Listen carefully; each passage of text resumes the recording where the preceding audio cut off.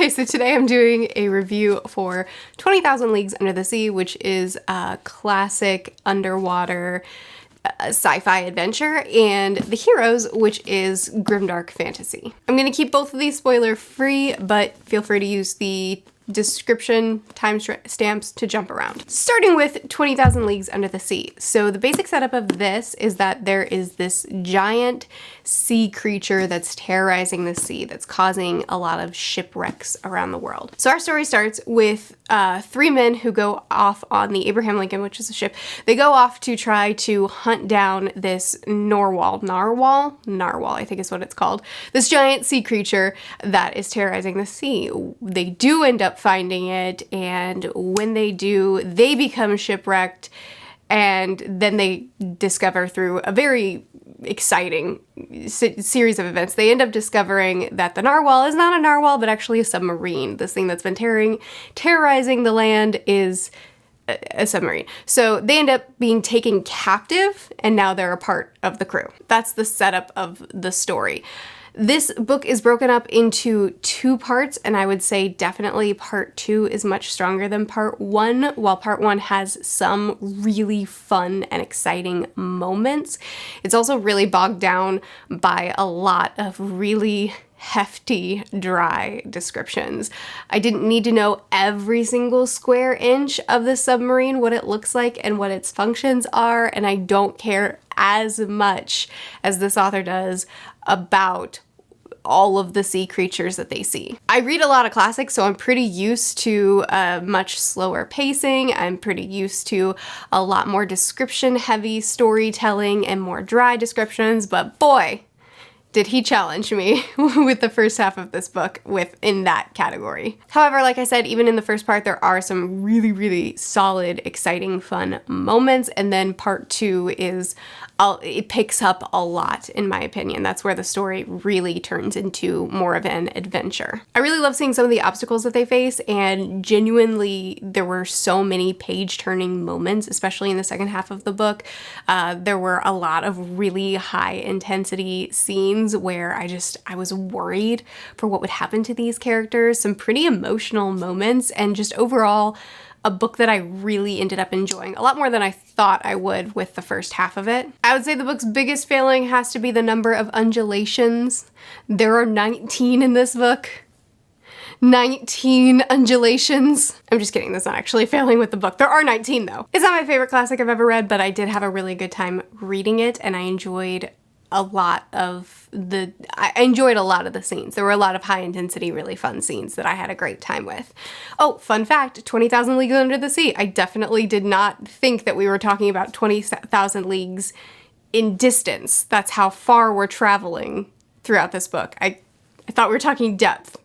So go in expecting that, I guess. Next, we'll talk about The Heroes by Joe Abercrombie. So this is my fifth Abercrombie book I've read. The First Law trilogy, which is right there, and Best Served Cold, which is probably out of frame. And now I've read The Heroes.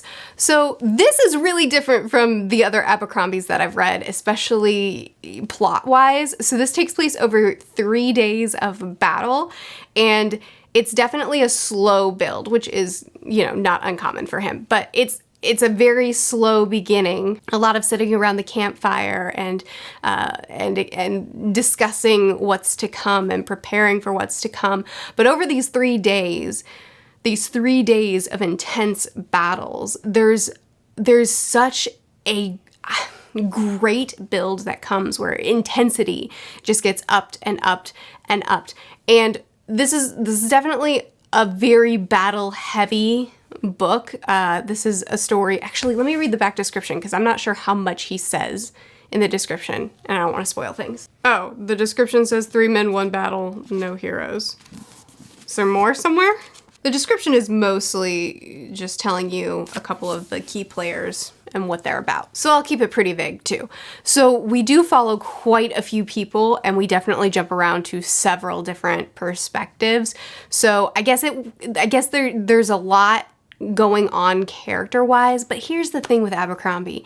He is one of the most skilled writers I've ever seen at creating a cast of people that each individually feel so distinctly unique. And obviously you want that in any story that you read, but Abercrombie really gives them all so much uniqueness and so much depth that I come out of his books feeling like I really know these people. Like I really know who they are at the very core of their being. And it's not something straightforward and easy to follow. It's always something really in depth and something with a lot of layers to it and something ever changing. And that's one thing that he did great in this book, is showcasing how war can really change someone in a snap. Always, always, always, one of Abercrombie's greatest strengths in his writing is going to be in his character work.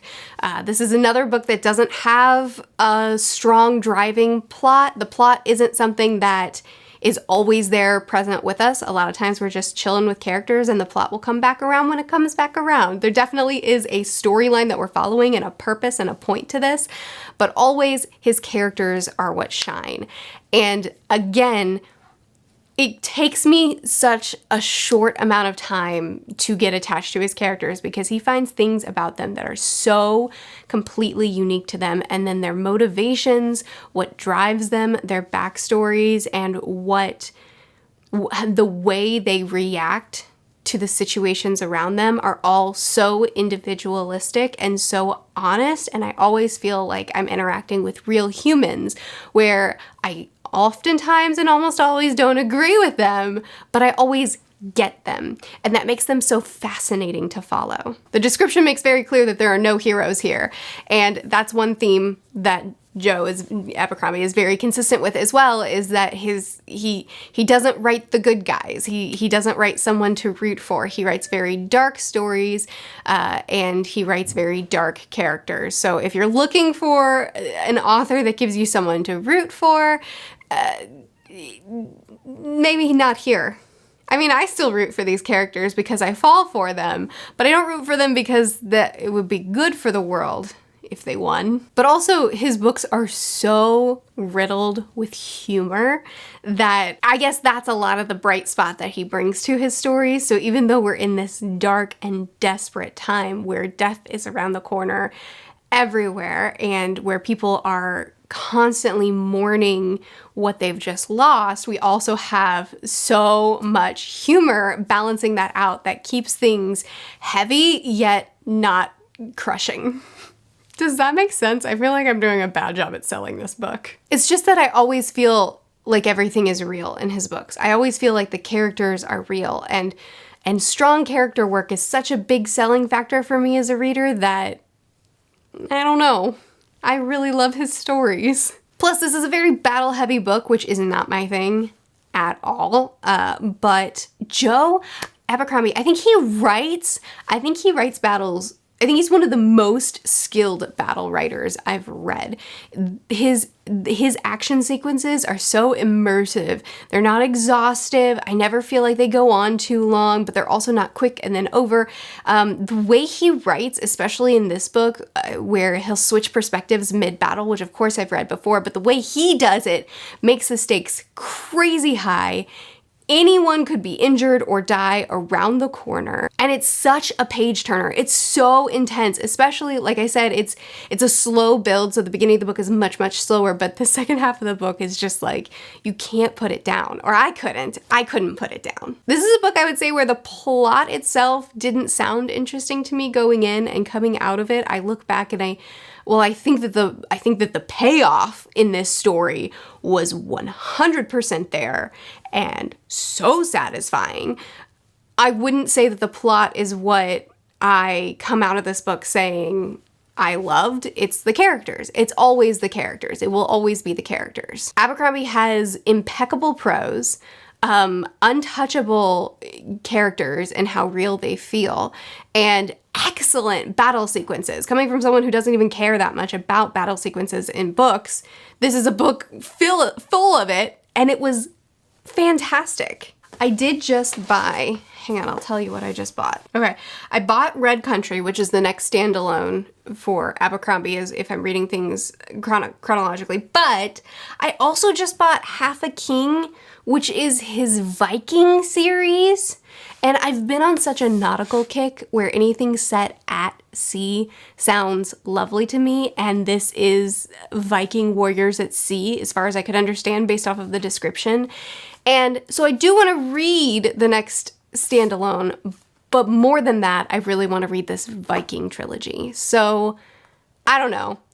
I may read them out of order. I may go ahead and start this trilogy and then come back to the standalones, because I think that's what I really want to read. But anyway, those are my reviews for 20,000 Leagues Under the Sea and The Heroes. Have you read either of these? Do you plan on reading them? I would love to discuss them more in the comments.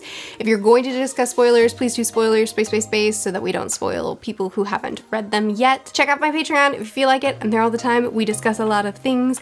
I post videos every Tuesday through Friday. I'll see you again soon.